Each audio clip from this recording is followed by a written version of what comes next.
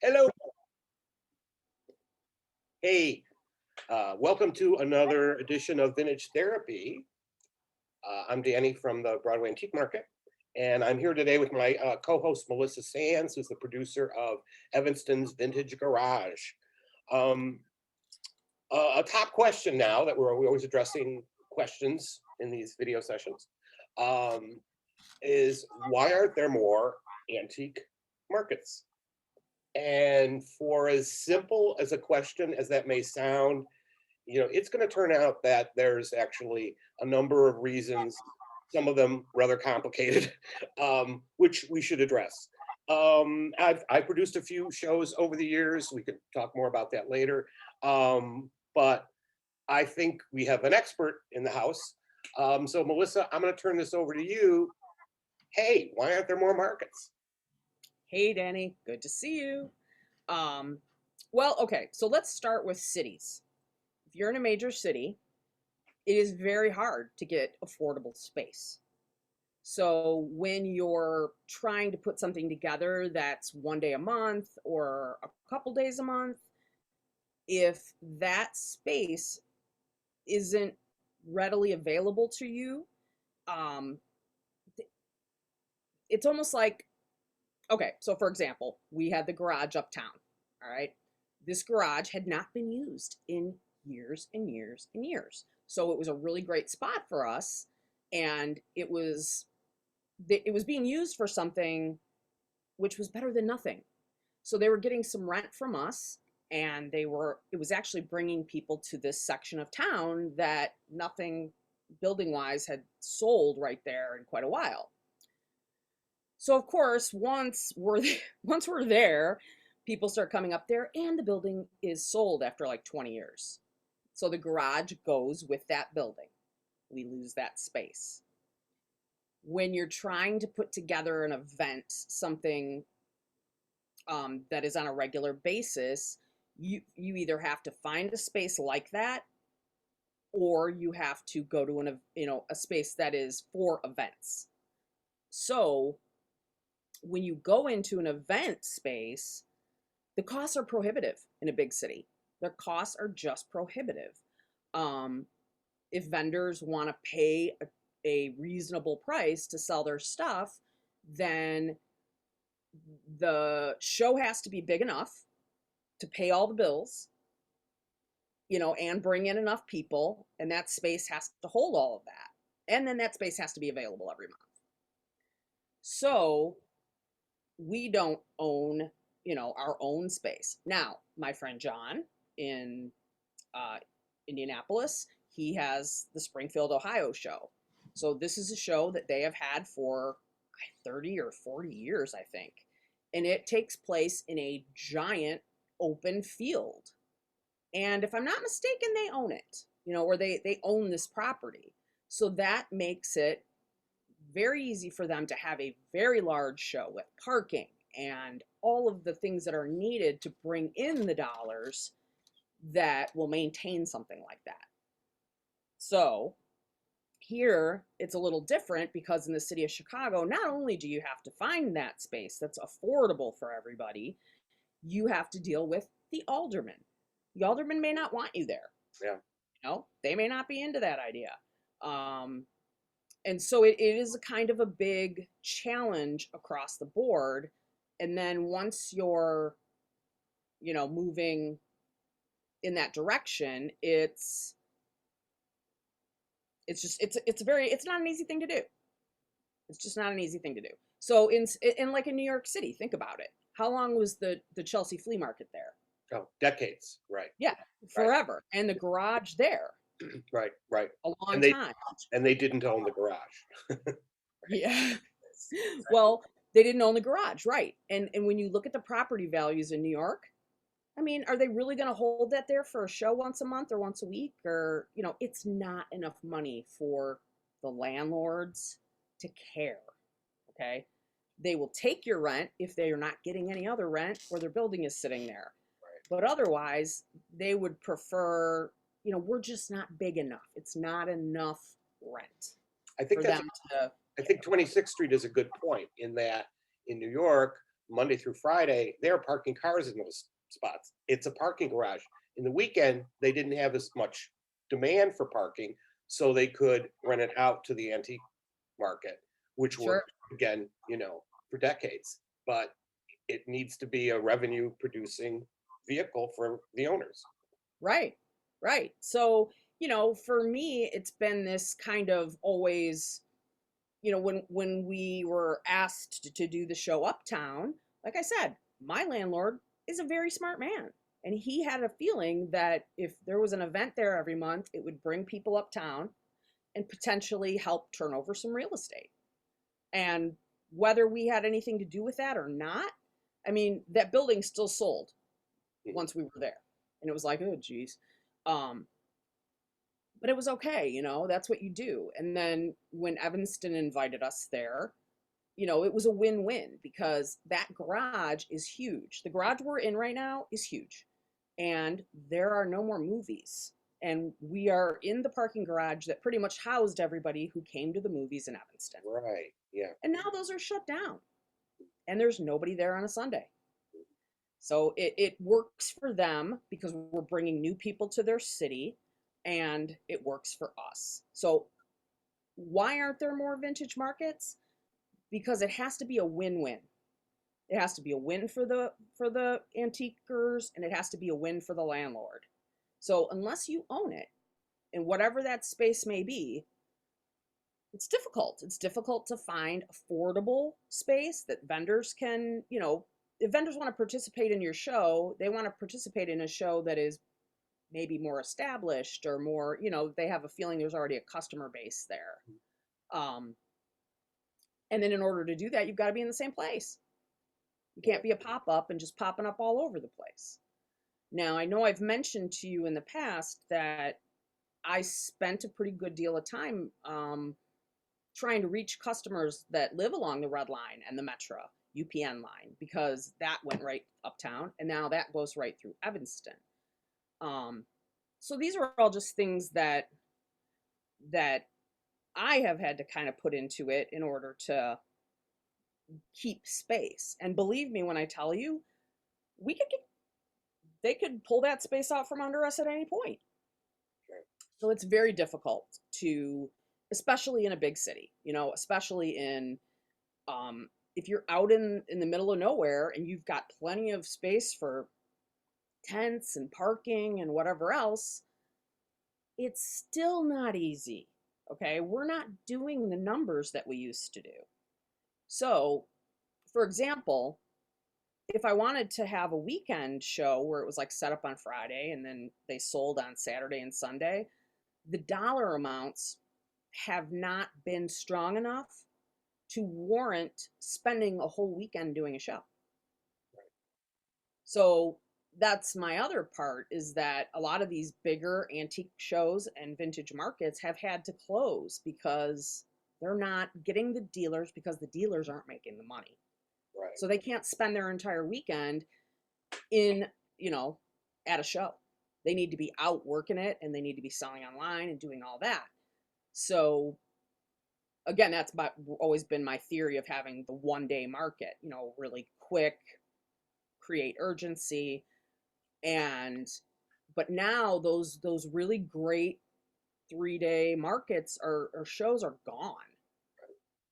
And I mean, when you think about it, like what else did we have? We had, across the US, we had, the Pier Show. How about the New York Pier Show? Yep. Gone. Yep. Why is it gone? Yeah. Too expensive. Because dealers cannot afford that rent because they're not selling as much as they used to. And I just think it's that simple. Yeah, and I think in every space there's inherent problems. Sure. And so for the Pier Show, my partner Jeff Nelson and I did it for years, and it was funny, but we tried to get in it for years and we just never made the cut. Never made the cut. After 9/11, dealers didn't want to come into New York, and that opened up a door for us. And then we started doing it. However, in the piers, they had to work around the schedule of all the ships coming in. So that's the availability of when those piers aren't being used because hey, they're piers in the river. Oh, I didn't So even think about that. right, so that determines the schedule, one. And then I remember we did it, and of course there was flooding on some of the piers, which was kind of awful. And all this, think of all the electrical involved in putting on, again, a multi-day show. Right. And And so who puts out the money for that?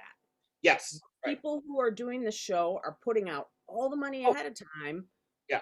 and not knowing if they'll recoup it or not. Well, and then that's a show that, again, as the owners of the show, it kept getting sold and resold and resold. People know that I really wasn't aware of this, but people sell shows. You know better than I do. Successful I show, don't know anything. Trust me, but I have no idea how to sell a show.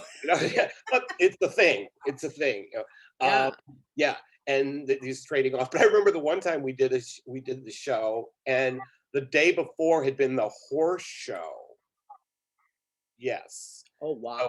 live That's animals, which they didn't really clean up that well. And then you're going to be putting on this very high end antique show that people from around the world are coming to, and it's like, is that horse shit? Because it looks like horse shit. Or there's hay in your booth.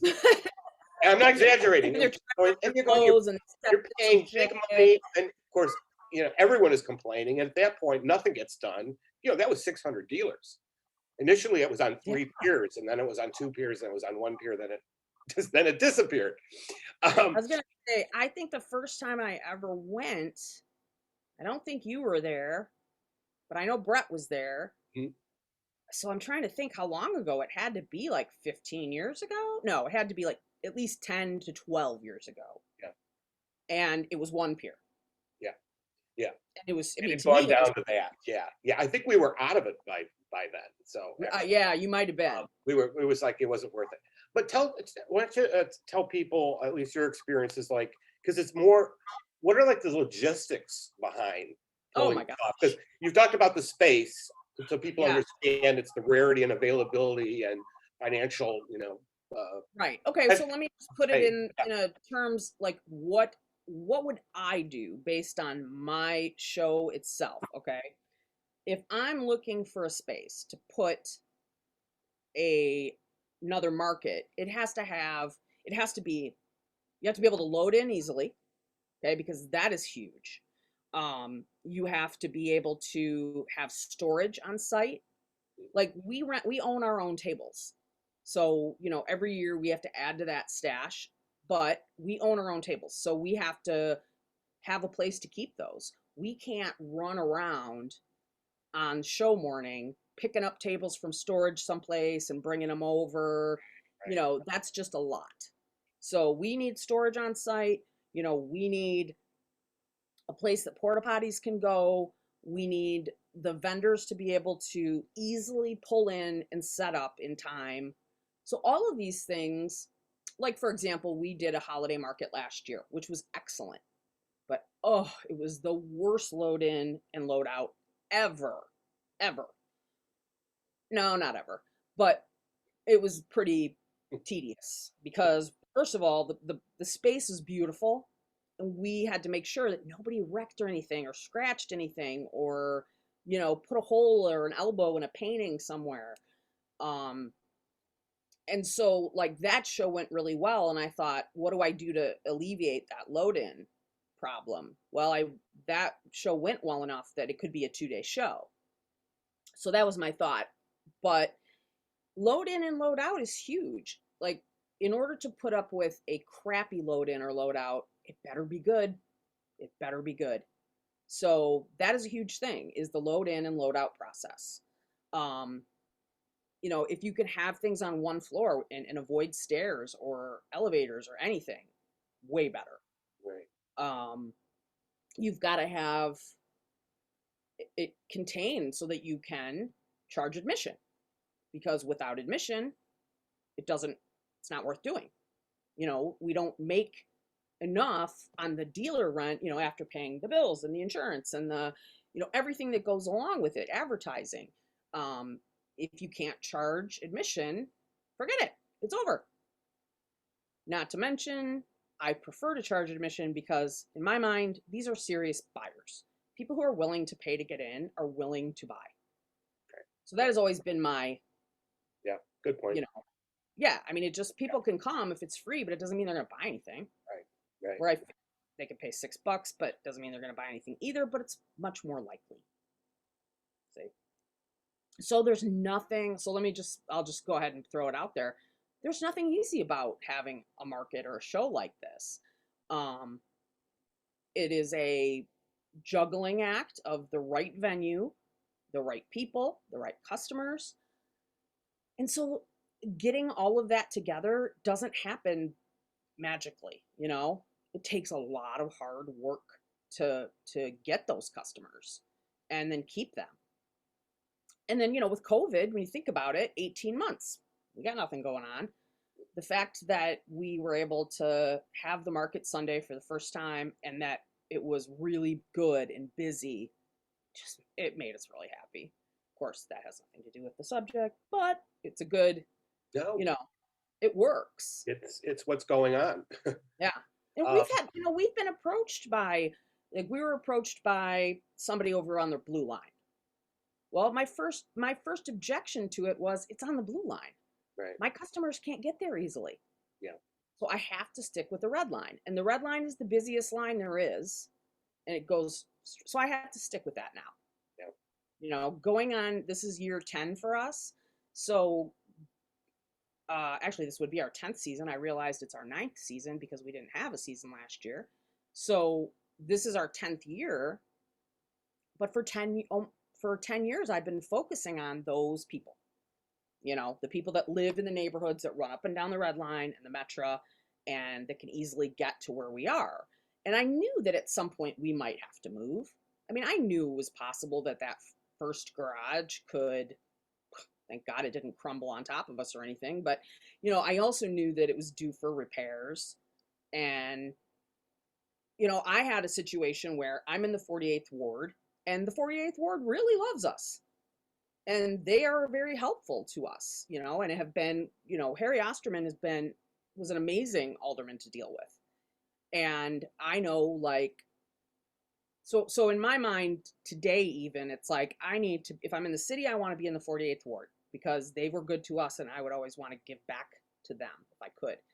And then Evanston, again, being on the same train line, that made sense to me.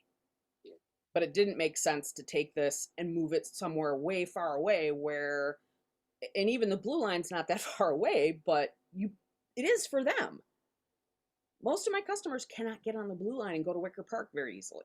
Right. So even though Wicker Park is a great place, I would have to start from scratch. Yeah. Yeah. So that is the key. I have a local market. I have a market where, and I mean, not to say that I don't have some people that do travel in to buy, but for the most part, I'm attracting a local Chicago market. Yeah. And I have to stay where we're at I've because noticed more and more people coming in from Wisconsin and Milwaukee. And I think, just because it kind of makes sense too. I mean, if you were like, you're Chicago and you say, you know what, I'm going to all these markets, I'm going to these stores, I'm kind of burnt out on what I'm seeing. Let's go on a road trip and go to a different area and it all looks fresh. And hey, Sure. Chicago's the big city, be honest. Absolutely. So the surrounding states, you're going to come in. And so I think, we've all these things. It's like we're beyond. You're on the north side, and there's just a tremendous amount of opportunity on the north side. But if you kind of step back from it, the bigger picture is, hey, there's a market. There's a new market. There's so few markets, which is why we're talking about this. And hopefully there will be. So let me ask you this, because just looking at our questions, if somebody is in really anywhere, but you could say some rural area, and there just isn't anything. What would be your 3 things that you would, if somebody says, you know what, I'm going to start my own market because there isn't one, and that's why people open stores. Same thing. What would be the 3 things that you would tell them? Okay, let's see. It has to have good, decent parking. It has to be easy to load in and out to get vendors set up quickly. And let's see, what would be the third?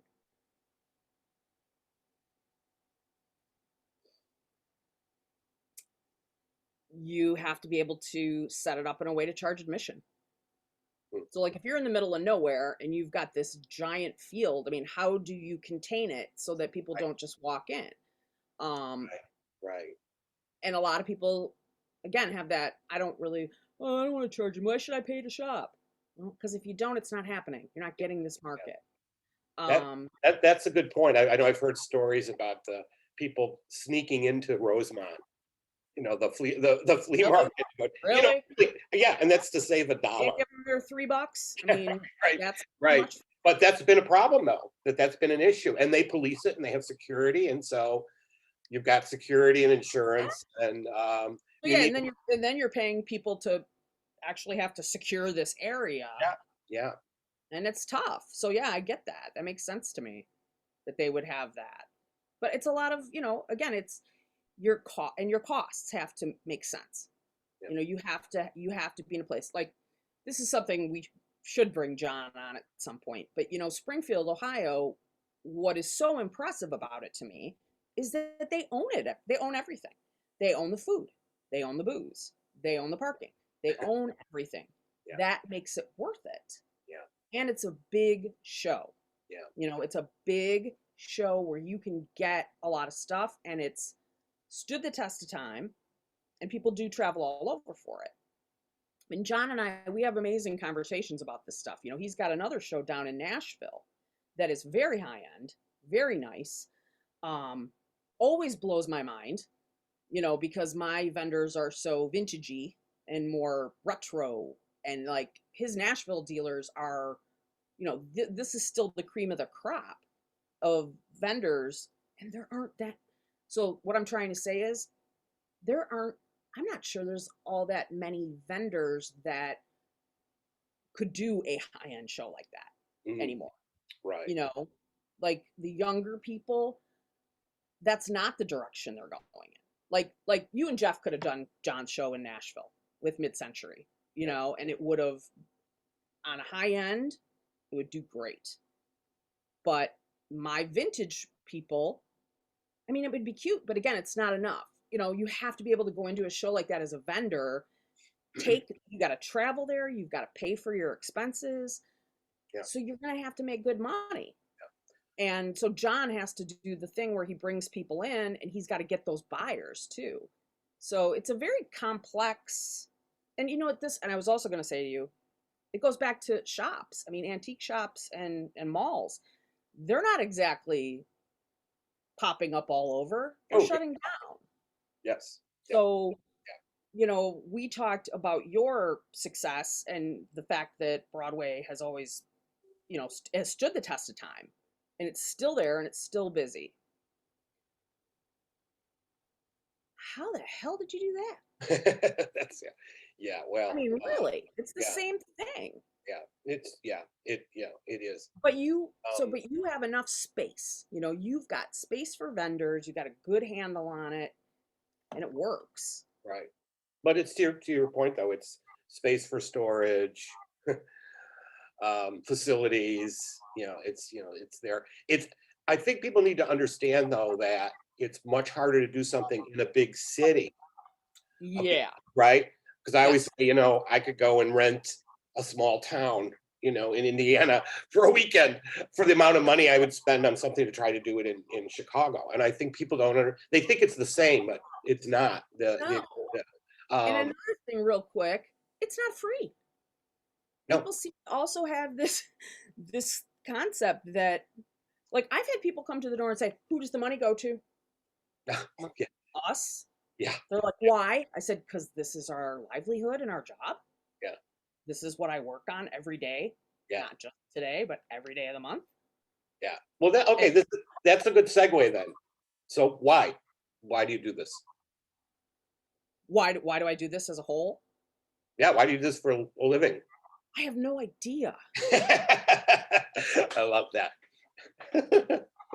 No, well, okay, well, I'll tell you why. Because of my obsessive compulsive disorder, when I get into something like vintage, I gotta know everything. I gotta dig in. I had a shop. Right. I've sold online, and now I have a market. Like, is there anything left for me to do here? I think I've done it all. And now, because I've done it all, I know what I want to do, I guess. And what I find most fulfilling about it is talking to the vendors Hmm. and having them be happy, Hmm. and knowing that this is a side gig, that this is helping them, and they appreciate it, and they appreciate the fact that it's going on and they're a part of something. So I don't know, that kind of fills me up, Hmm. and I like that, enjoy that, and I still love vintage. This proved to me, having this break, that, I mean, how many times did I tell you, I don't know, I don't do this anymore. I'm done. I hate this. I'm over it. 18 months later, good to find out I'm not over it. In fact, I'm more into it than ever. How cool is that? Yeah. Yeah. Well, and I think it's cool. It's cool that we've kind of circled back to why we both love this business, and it's people. Yeah, It's people, it really is. right? So I It's mean, people, that's I think, another episode of Vintage Therapy, and we're going like, interesting. it's the people, and we've talked about it before. It's the history Yep. and interesting stuff. Yeah. I loved walking through booths on Sunday and seeing, I saw an amazing World's Fair hanky. I saw, just art, and I saw other Chicago memorabilia and Yeah. stuff. And it's just, again, it's history, it's the people, and I Yeah. love how much they love it too. Yeah. So Yeah. it's this whole kind of, it just brings this energy together, this kind of ball of energy of happiness and interest and history, and everybody in there loves it so much that they're talking to each other about it. Yeah. Yeah. You It's can feel it. we share a common love, and you can Yeah. have this even with a total stranger, which is kind of cool. And I'm always like, then I want to know more about that person. What do they do for a living? Yeah. What do they collect? And I'm not trying to sell them anything. I genuinely want to know. And Yeah. oftentimes Yeah. it'll blow my mind when they tell me, or where they're from. It just opens it up, and which I just can't. Again, I think there'd be very few businesses or industries where that would happen. I Yeah, couldn't you're imagine a right. bunch of insurance agents getting together and saying, "Hey, what do you collect?" It's just, yeah, it seems a little dry. Put it that way. I think a lot of other professions are a little dry. Well, this is Agreed. Melissa. You This know is what? great. Thanks. I think, yeah, I think we've said it all. Yeah. And if On people this, have questions, you should contact us, and we're always looking to answer questions of dealers and collectors because that's what the space is about. Hey, thanks for awesome. listening. All right. We'll see you soon. Bye bye.